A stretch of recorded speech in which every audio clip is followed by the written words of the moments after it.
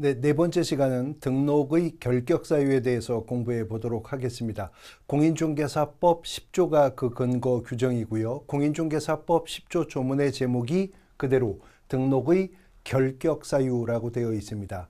그 자꾸 풀이를 해보면 중개사무소 개설 등록할 수 있는 자격을 결하게 되는 사유 그 뜻이죠. 그래서 이 결격 사유에 해당하게 되는 자는 결격 사유에 해당하는 자는 중개사무소 개설 등록을 할 수가 없습니다. 다시 말해서 개업공인중개사가 될 수가 없다는 거죠.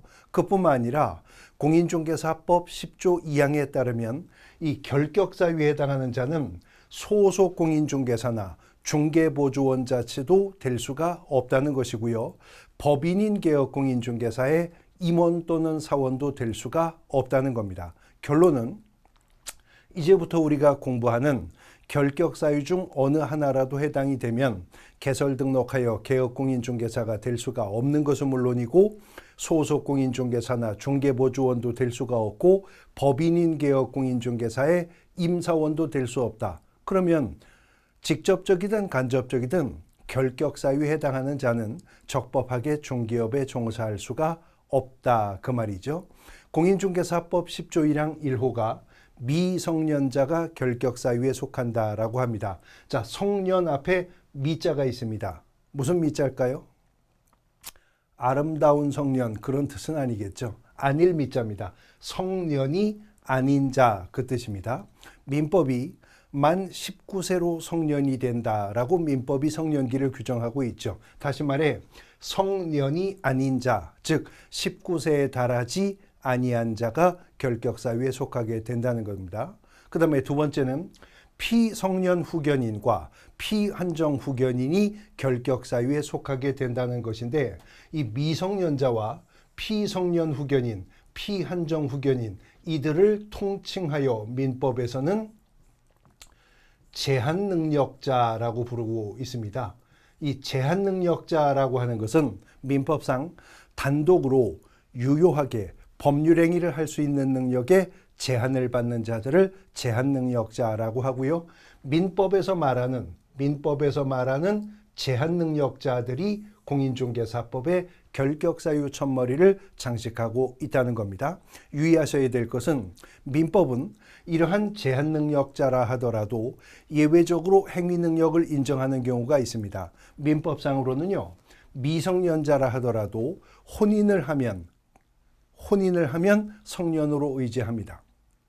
법정 대리인의 동의를 얻었다든가 영업의 허락을 받았을 때 행위능력 인정합니다. 민법은 미성년자라 하더라도 권리만을 얻거나 의무만을 면하는 행위의 주체가 될 때 행위능력을 인정합니다. 그러나 공인중개사법상 결격사유 해당 여부를 판단할 때는 그러한 민법상의 예외들은 하나도 인정되지 않는다라고 하는 점 유의를 하셔야 되는 것이죠. 그러므로 19살 달하지 아니하였다면 19세가 안 넘었다면 장가를 가도 결격사유입니다. 엄마 아빠가 중개업해도 된다고 했어도 결격사유 해당되어서 등록은 할 수가 없습니다. 세 번째는 파산 선고를 받고 복권되지 아니한 자가 결격사유에 속한다고 합니다. 이 자를 일컬어서 파산자라고 부르는 것인데요. 단순히 사업하다가 망했다고 파산자라고 하는 것은 아니고 어떤 분이 경제적으로 완전히 파탄해서 자기가 가지고 있는 재산으로 채무를 변제할 능력이 없게 되어서 채무자 회생 및 파산에 관한 법률의 절차에 의해 파산 선고를 받았을 때에 언제까지요? 복권 결정이 내려지기 전까지 그자가 파산자인 것이고 이런 파산자는 결격사유에 속한다는 거죠. 이어지는 4호와 5호는 이른바 형법상의 결격사유 규정들이 나오고 있는 것인데요. 4호도 5호도 모두 다 금고 이상의 실형, 금고 이상의 형이라고 하죠. 지금 여기서 말하는 형이라고 하는 것은 형법상의 형벌을 의미하는 것이고요.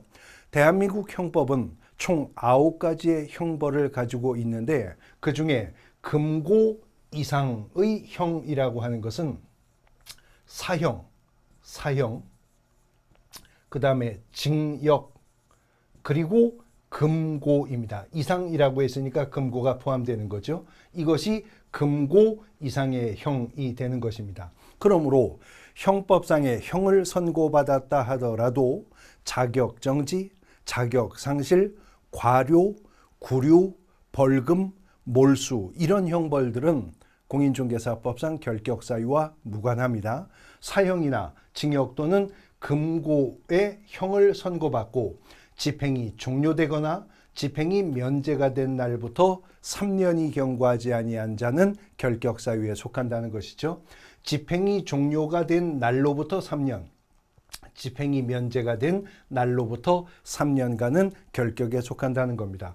집행이 종료된다는 것은요, 첫 번째, 형기가 만료가 됨으로 인해 집행이 종료가 됩니다. 다시 말해 만기 출감하는 분은 집행 종료로 나오는 거예요. 그러니까 만기 출감하게 되는 날로부터 3년간 결격사유에 속하게 되는 것이죠. 가석방이 되는 경우에 있어서 집행 종료 시점은 만일 무기형을 선고받았다가 가석방이 되었다면 가석방일로부터 10년이 지났을 때 집행이 종료가 되는 것이고요. 유기형을 선고받았다가 가석방되었을 때는 잔형기가 경과하는 시점이 집행이 종료되는 시점입니다. 그러니까 예를 들어서 징역 5년형을 선고받았는데 3년간 복역 후 가석방이 되었다면 잔형기 얼마 남았죠? 2년 남았잖아요. 그 2년이 지나게 되면서 집행은 종료되죠. 그리고 다시 집행 종료된 날로부터 3년이 경과해야 되니까 방금 전 사례라면 가석방일로부터 5년 경과를 요구하고 있는 겁니다. 집행이 면제가 되어도 면제된 날로부터 3년간 결격사유에 속하는데 집행이 면제가 된다는 것은 법률의 변경으로, 다시 말해 법률의 개정이나 폐지로 인해 집행이 면제될 수가 있고요. 형이 실효되어서 형의 효력이 소멸되어서 집행이 면제될 수가 있으며 사면 중에서는 특별사면이라는 게 있습니다. 특별사면은 잔형 면제 처분이에요. 더 이상 집행받지 않기로 확정해주는 처분이라는 거죠. 그래서 특별사면을 받아 집행이 면제되어도 면제된 날로부터 3년간은 결격사유에 속하게 됩니다. 유의할 것은 집행이 종료되거나 집행이 면제가 되었다면 종료된 날, 면제된 날로부터 추가 3년이 경과해야 결격사유를 벗어나게 되지만 집행이 유예가 되었다면 그때는 유예기간 동안만 결격사유입니다. 징역 1년에 집행유예 2년을 받았으면 2년간만, 징역 2년에 집행유예 3년을 받았다면 3년간만 유예기간 동안 결격사유에 속하는데 유의하실 것은 유예가 유예기간 동안 결격이 된다는 것은 금고 이상형의 무슨 유예? 집행유예가 그렇다는 거지 검사의 기소유예 처분이나 판사의 선고유예 처분은 결격사유와 무관하다 하는 겁니다.